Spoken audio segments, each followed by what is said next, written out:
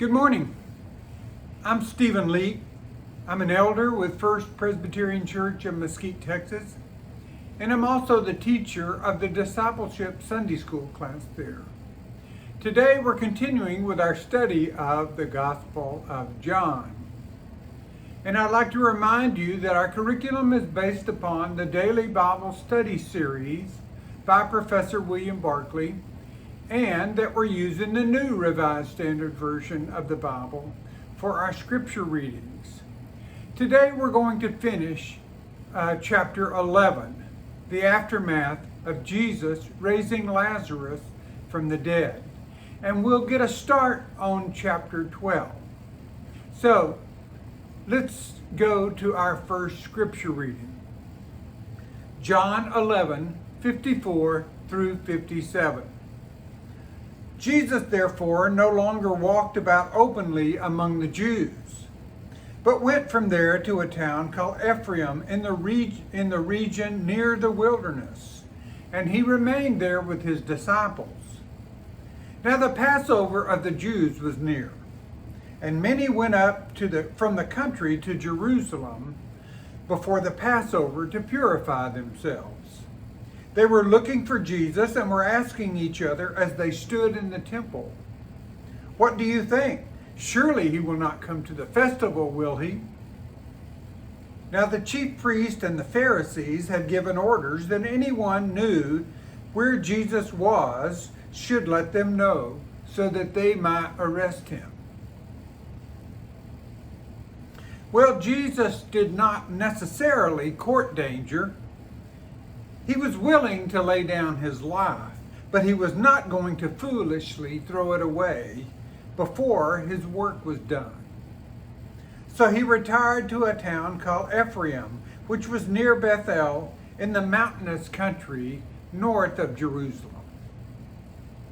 By this time, Jerusalem was beginning to fill up with people. Before Jews could attend any feast, they had to be ceremonially clean.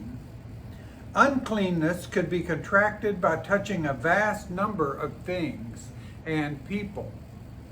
Many of the Jews, therefore, came up to the city early to make the necessary offerings and go through the necessary washings in order to ensure ceremonial cleanliness. The law stated every man is bound to purify himself before the feast. Now these purifications were carried out in the temple. They took time, and in the time of waiting, the Jews gathered in excited little groups. They knew what was going on. They knew about this mortal contest of wills between Jesus and the authorities, and people were always interested in someone who gallantly faced the odds. They wondered if he would appear at the feast, and they concluded that he could not possibly come. This Galilean carpenter could not take on the whole might of Jewish religious and political officials. But they had underrated Jesus. When the time came for him to come, nothing on earth could stop him from coming. Martin Luther was a man who hurled defiance at cautious souls who sought to hold him back from being too venturesome. He took what seemed to him the right course, despite all cardinals, popes, kings, and emperors, together with all devils and hell. When he was cited to appear to answer for his attack on the abuses of the Roman Catholic Church, he was well warned of the danger. It was not that Luther was not afraid, for often he made his greatest statements when both voice and knees were shaking. But he had the courage which conquered fear. Christians do not fear the consequences of doing the right thing. From the concluding verses of the chapter, it seems that by this time, Jesus had been classed as an outlaw. It may be that the authorities had offered a reward for information leading to his arrest, and that it was this that Judas sought and received. In spite of that, Jesus came back to Jerusalem, not skulking in the back streets, but openly and in such a way as to focus attention on himself. We must bow in admiration of Jesus. For these last days of his life, he was the bravest of outlaws. Now, we're going to start chapter 12 now and begin studying the first 8 verses of chapter 12. We're not going to finish it today, but we'll get a good start on it and we'll finish it next week. John 12, verses 1 through 8. 6 days before the Passover, Jesus came to Bethany, the home of Lazarus, whom he had raised from the dead. They gave a dinner for him. Martha served, and Lazarus was one of those at the table with him. Mary took a pound of costly perfume made of pure nard and anointed Jesus' feet and wiped them with her hair. The house was filled with the fragrance of the perfume. But Judas Iscariot, one of his disciples, the one who was about to betray him, said, "Why was this perfume not sold for 300 denarii and the money given to the poor?" He said this not because he cared about the poor, but because he was a thief. He kept the common purse and used to steal what was put into it. Jesus said, "Leave her alone. She bought it so that she might keep it for the day of my burial. You will always have the poor with you, but you do not always have me."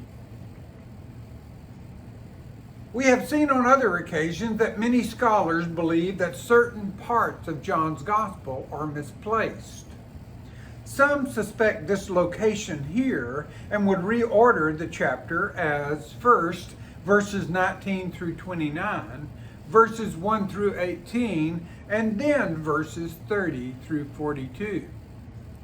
For purposes of our study, we will retain the order in the New Revised Standard Version. But if you read the chapter in the rearranged order, you may see the connection of events and thoughts more clearly. Well, it was coming very near the end for Jesus. To come to Jerusalem for the Passover was an act of the highest courage, for the authorities had made him an outlaw. So great were the crowds who came to Passover that they could not possibly obtain lodging within Jerusalem itself. And Bethany was one of the places outside the city boundaries which the law laid down as a place for the overflow of pilgrims to stay. So when Jesus came to Bethany, they made him a meal. It must have been in the house of Martha and Mary and their brother Lazarus. For where else would Martha be serving but in her own house? It was then that Mary's heart ran over in gratitude. She had a pound of very precious ointment. Both John and Mark describe it by the adjective pistikos. Oddly enough, no one really knows what that word means. And there are 4 possibilities. First, it may come from pistos, which means reliable or faithful, and so may mean genuine. Second, it may come from painein, which means to drink, and so may mean liquid. Third, it may be a trade name and may have to be translated pistic nard. Fourth, it may come from a word meaning the pistachio nut and be a special kind of essence extracted from it. In any event, it was a specially valuable type of perfume. With this perfume, Mary anointed Jesus' feet. Judas ungraciously questioned her action as sheer waste. Jesus silenced him by saying that money could be given to the poor any time, but a kindness done to him must be done now. Jesus knew that the chance to do him a kindness would soon be gone forever. Now, next week, we will complete this passage by studying the three main characters in the action. Martha, her sister Mary, who anointed Jesus' feet, and Judas. And that's where we'll pick up next week. Thank you for joining me today. God bless each and every one of you.